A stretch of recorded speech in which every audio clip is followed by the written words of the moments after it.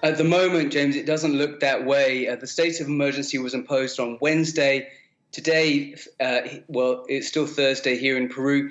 We've seen widespread protests across the country, and there are four new deaths in Ayacucho, a region in the southern Andes, where the police, as a result, police have been joined by the army as a result of the state of emergency, and it appears that firearms were used by members of the armed forces as protesters stormed the airport in Ayacucho. There are reports now of 4 dead there and 39 injured.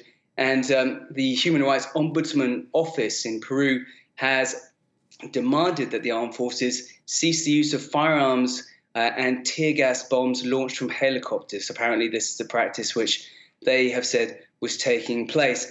Now, at the same time, this evening here in Lima, there are widespread protests in the center, and thousands of protesters have converged, many of them coming from different parts of the country, to march on Congress. Of course, the police are out in force, and we're seeing renewed violence and scuffles there after a week of unrest following the ousting of Pedro Castillo after he, and this was Wednesday last week, tried to shutter Congress and rule by decree.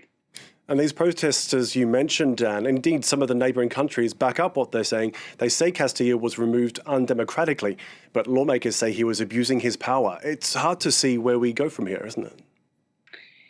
It is a really difficult situation internationally, or at least in the region. Peru has 4 neighbouring countries or regional countries from the region: Argentina, Bolivia, Colombia, and Mexico, which refused to recognize the new president, Dina Boluarte, who was the vice president of Castillo, who immediately succeeded him when he was removed from office.